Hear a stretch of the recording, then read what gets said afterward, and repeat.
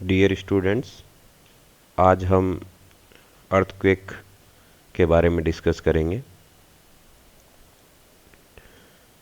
सबसे पहले देखते हैं अर्थक्वेक या भूकंप की परिभाषा क्या है। पृथ्वी के कंपन को ही भूकंप कहते हैं। यह पृथ्वी के स्थल मंडल में ऊर्जा के अचानक मुक्त हो जाने के कारण उत्पन्न होने वाली भूकंपीय तरंगों की वजह से होता है। भूकंप में पूरे नगर को ध्वस्त करने की क्षमता होती है। सिंपली, जब किसी बाह्य और अंतर्जातीय कारणों से पृथ्वी के भूपटल पर कंपन होता है तो उसे भूकंप कहा जाता है, जैसा कि आप इस डायग्राम में देख रहे हैं।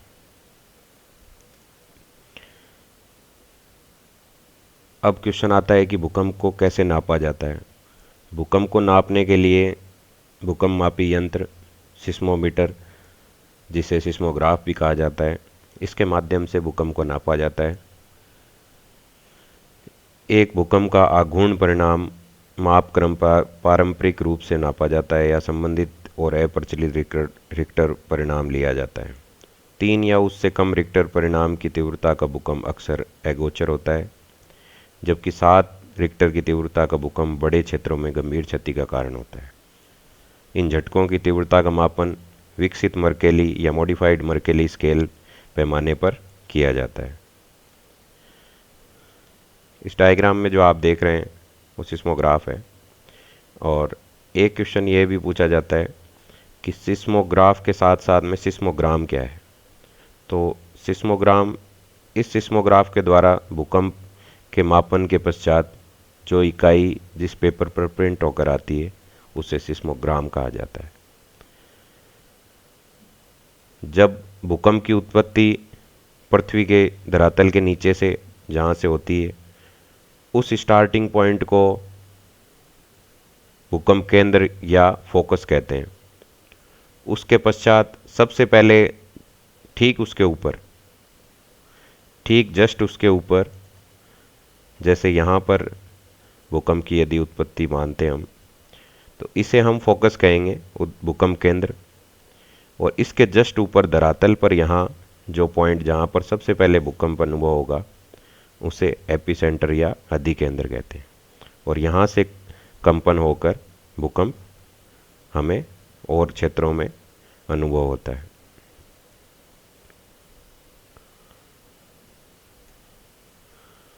आइए भूकंप के कारण देखते हैं। भूकंप के कारणों में पहला कारण ज्वालामुखी क्रिया। भूकंप अक्सर ज्वालामुखी क्षेत्रों में उत्पन्न होते हैं, और इन दोनों के बीच में काफ़ी पॉजिटिव कोरिलेशन है कि जिन जिन क्षेत्रों में ज्वालामुखी क्रियाएं ज़्यादा हैं वो प्लेट के किनारों पर हैं।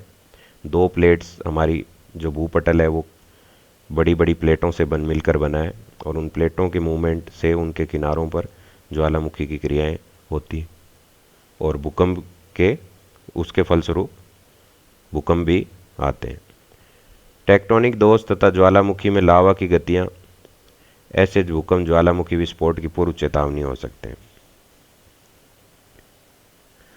समस्थिति समायोजन, आइसोस्टैटिक एडजस्टमेंट में भी डिस्टरबेंस होने के कारण भूकंप की स्थिति उत्पन्न होती है। कभी कभी चट्टानों के बीच भ्रंश के कारण भी भूकंप उत्पन्न होते हैं। प्लेट्स का मैंने आपको डिस्कस कर चुका हूँ। जैसे 2 प्लेट्स हैं, उन 2 प्लेट्स के बीच में इन दोनों प्लेट्स की मूवमेंट होने के कारण इन किनारों पर भूकंप अनुभव किए जाते हैं। वो हम प्लेट विवर्तनिकी में डिटेल में डिस्कस करेंगे। मानवीय क्रियाएं भी भूकंप के लिए जिम्मेदार हैं, जैसे माइनिंग और परमाणु परीक्षण जैसी मानवीय घटनाएं भी, क्रियाएं भूकंप का कारण बन जाती हैं।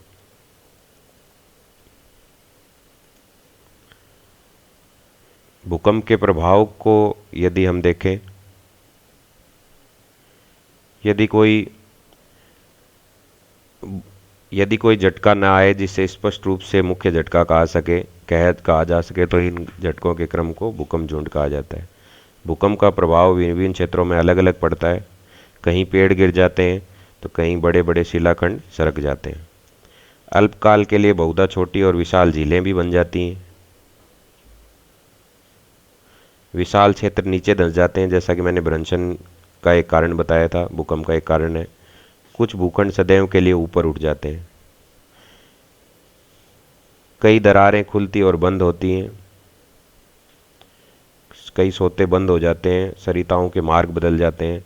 भूकंपीय तरंगों का सबसे विध्वंसक प्रभाव मानव निर्मित आकारों जैसे रेल मार्ग, सड़क, पुल और विद्युत टेलीग्राम के तारों पर अत्यधिक पड़ता है।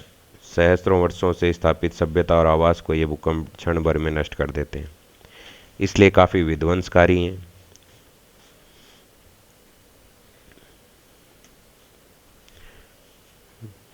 भूस्खलन और हिमस्खलन भी भूकंप के कारण पैदा होते हैं, जो पहाड़ी और पर्वतीय इलाकों में अमूमन देखने को मिलते हैं। एक भूकंप के बाद किसी लाइन या विद्युत शक्ति के टूट जाने से आग लग सकती है। यदि जल का प्रमुख स्रोत टूट जाए या दबाव कम हो जाए तो एक बार आग शुरू हो जाने के बाद इसे फैलने से रोकना काफ़ी कठिन होता है।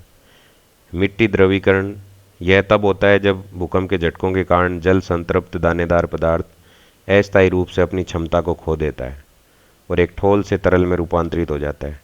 मिट्टी द्रवीकरण कठोर संरचनाओं जैसे इमारतों और पुलों को द्रवीभूत में झुका सकता है और डुबा सकता है। भूकंप का एक कारण सुनामी भी है। जैसे ये धरातल का क्षेत्र है और यहाँ पर समुद्र है।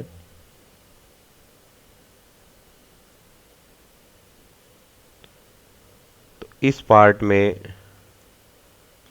या किसी जो समुद्र का धरातल है, यहाँ पर डिस्टरबेंस पैदा होने से इन लहरों में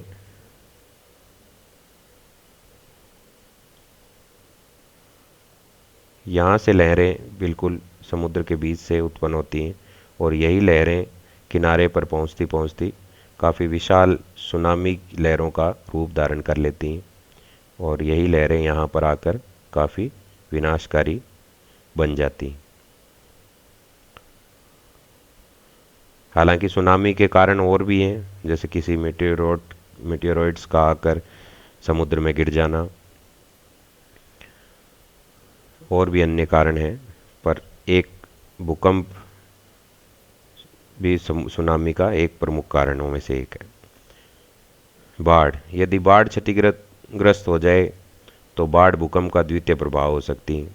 बड़े बड़े बांध भी भूकंप के कारण टूट सकते हैं और फलस्वरूप भूकंप के कारण बाढ़ जैसी स्थिति भी पैदा हो सकती है।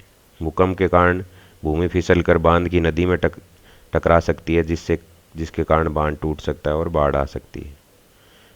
मानवीय प्रभाव, भूकंप रोग, मूलभूत आवश्यकताओं की कमी हो सकती है, जमीन की हानि हो सकती है, उच्च बीमा प्रीमियम इसका एक कारण हो सकते हैं क्योंकि क्षति ज़्यादा होती है। सामान्य संपत्ति की क्षति हो सकती है, सड़क और पुल का नुकसान, इमारतों का ध्वस्त, इमारतों का आधार का कमज़ोर हो जाना, इन सब का कारण हो सकता है जो भविष्य में फिर से भूकंप का कारण बन सकते हैं। मानव पर पड़ने वाले सर्वाधिक महत्वपूर्ण प्रभाव है जीवन की क्षति,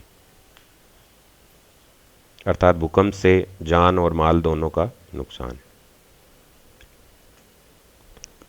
भूकंप को नापने के लिए दो स्केल काम में लिए जाते हैं, एक मर्केली स्केल और दूसरा रिक्टर स्केल। रिक्टर स्केल भूकंप की इंटेंसिटी को बताता है और इसकी वैल्यू में, यदि सामान्यतः आपने न्यूज़ पेपर्स में या न्यूज़ चैनल में देखा होगा कि सबसे पहले भूकंप की तीव्रता को बताया जाता है और उसके एपिसेंटर को बताया जाता है कि ये भूकंप कहाँ पैदा हुआ आज और किस क्षेत्र में ये भूकंप जनित हुआ और उसके बाद में किन किन क्षेत्रों में इसको अनुभव किया गया, और साथ में उसकी इंटेंसिटी को बताया जाता है ताकि एक अंदाज़ा लगाया जा सके कि भूकंप की तीव्रता क्या रही होगी या कितना विनाशकारी भूकंप वहाँ आया हुआ होगा। इसकी दो वैल्यूज़ के बीच में, जैसे एक जगह 4 इंटेंसिटी का भूकंप आता है और दूसरा 5 इंटेंसिटी का भूकंप आता है, तो इन दोनों के बीच में 10 गुना उसकी तीव्रता का फर्क होगा। दूसरा स्केल जो इस्तेमाल किया जाता है वो है मर्केली स्केल, और इसमें नुकसान कितना हुआ जान माल का, उस हिसाब से उसकी इंटेंसिटी तय की जाती है। ये ऑब्जर्वेशन बेस्ड है, ये ऑब्जर्व करके कि कितने लोगों का नुकसान हुआ, कितनी हमें हानि हुई, उस हिसाब से उसको 4, 5, 6 ये रेटिंग दी जाती है। इस स्केल पर उसे मापा जाता है। जबकि रिक्टर स्केल है वो भूकंप की इंटेंसिटी कितनी थी, उसकी हानि पहुंचाने की तीव्रता कितनी थी, इस आधार पर ऑब्जर्व किया जाता है।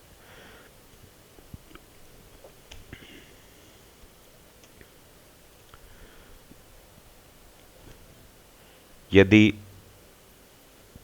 हम पूरे भारत को जोन भूकंप की संभाविता के आधार पर बांटें तो सबसे ज़्यादा जिस क्षेत्र में भूकंप आने की संभावना है वो ये रेड जोन है, जो कि वेरी हाई रिस्क जोन है। और हिमालय का बहुत सा पार्ट हाई रिस्क, और फोर्थ जोन जो कि फिफ्थ जोन जो वेरी हाई रिस्क जोन है, रेड कलर में आप देख सकते हैं। और गुजरात का ये पार्ट जहाँ कच्छ का भूकंप आया था, भुज का भूकंप आया था सॉरी, ये part very high risk zone में है। और उसके पश्चात जो ऑरेंज कलर है वो फोर्थ पार्ट है जो हाई रिस्क जोन में है। ये दोनों ही पार्ट हिमालय का पार्ट है, क्योंकि हिमालय नवीन वलित पर्वत है और अभी इतना स्टेबल नहीं है। और राजस्थान के कॉन्टेक्स्ट में देखें तो वेस्टर्न राजस्थान जो थार का डेजर्ट है उसका मोस्टली पार्ट जो है वो मॉडरेट रिस्क जोन में, जहाँ यदा कदा ही भूकंप अनुभव किए जाते हैं। और जो ब्लू पार्ट है वो जोन 2 है, जो वेरी लो रिस्क जोन में। लो रिस्क जोन अर्थात यहाँ रेयरली कभी भूकंप अनुभव किए गए होंगे या होंगे। इस प्रकार से आप देख सकते हैं कि इंडिया के जो नॉर्दर्न पार्ट है और नॉर्थ ईस्टर्न पार्ट है वो काफ़ी वेरी हाई रिस्क जोन में है, और साउथ इंडिया कंपैरेटिवली भूकंप से काफ़ी सेफ है। ये फिर से रिक्टर स्केल की इंटेंसिटी को बताया गया है।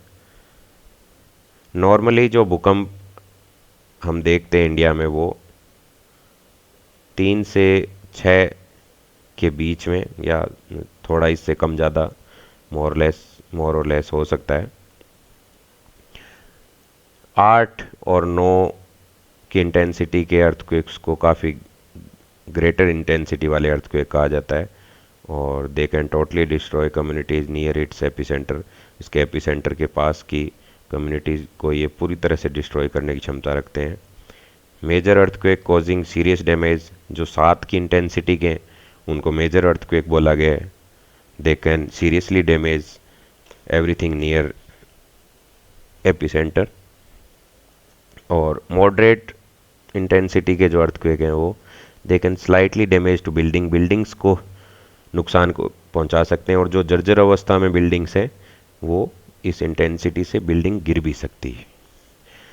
और जो लाइट अर्थक्वेक हैं जिनमें सडन स्लाइट ट्रेमर फील होता है, जिसमें हल्का सा कंपन फील होता है, उनको लाइट अर्थक्वेक का नाम दिया है।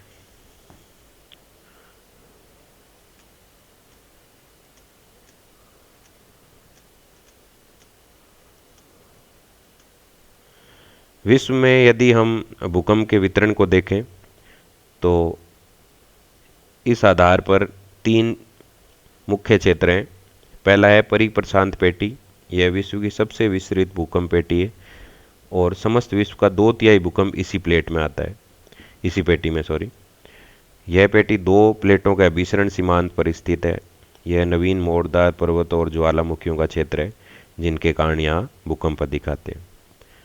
दूसरा है मिड कॉन्टिनेंट बेल्ट, मध्य महाद्वीपीय पेटी। यह पेटी भूमध्य सागर से लेकर पूर्वी द्वीप समूह तक फैली हुई है। यह पेटी नवीन मोरदार पर्वतों के क्षेत्र में स्थित है, जहाँ मुख्यतः संतुलन मूलक एवं भ्रंश मूलक भूकंप आते हैं। भारत का भूकंप क्षेत्र इसी पेटी में स्थित है। मध्य अटलांटिक पेटी, यह पेटी मध्य अटलांटिक कटक के सहारे उत्तर में आइसलैंड से लेकर दक्षिण में बोवेट द्वीप तक फैली हुई है। अन्य क्षेत्र देखें तो जैसे पूर्वी अफ्रीका की दरार घाटी, जहां मुख्यतः भ्रंश मूलक भूकंप आते हैं।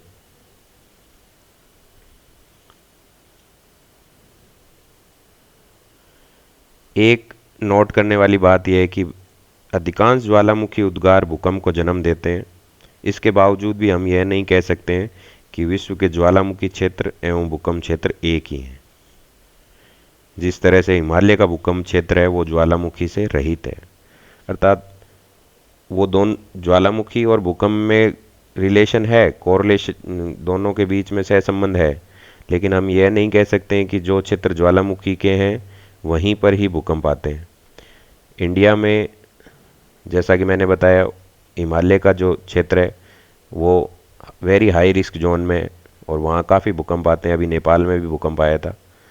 लेकिन आप ये देखेंगे कि इस क्षेत्र में ज्वालामुखी क्रियाएं नगण्य हैं, अर्थात हम नहीं कह सकते हैं कि भूकंप और ज्वालामुखी के बीच में डायरेक्ट रिलेशनशिप है।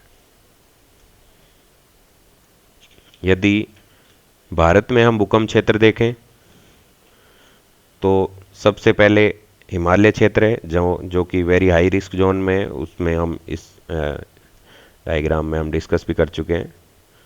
उसके बाद में उत्तरी मैदान, यह क्षेत्र हिमालय से सटा हुआ है। ये वाला जो जोन है थर्ड जोन में है, मॉडरेट रिस्क जोन में है, कभी कभी भूकंप आते हैं। और यह हिमालय से सटा हुआ क्षेत्र है जिस कारण भयंकर भूकंप की आशंका बनी रहती है। इसके अलावा इस मैदान में गहराई पर 4 भ्रंशों का भी हाल में पता चला है। प्रायद्वीपीय भारत में हालांकि ये जो पार्ट है दक्कन प्लेटो का, ये काफ़ी पुराना क्षेत्र है और यह पुरानी चट्टानों से निर्मित है, अर्थात स्थिर भी है, स्टेबिलिटी इसमें ज़्यादा है। इस लिहाज से ये सुरक्षित क्षेत्र है। फिर भी इसमें भी कुछ पार्ट है, जैसे ये यहाँ भुज का भूकंप आया था और कच्छ में भी 1956 में भूकंप आया था, कोयना महाराष्ट्र में 1967 में, लातूर में 1993 में, जबलपुर में भी भूकंप आ चुका है। अर्थात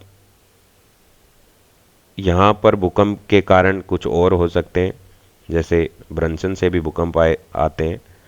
तो इन भूकंप के कारणों में भ्रंशन भी एक प्रमुख कारण हो सकता है।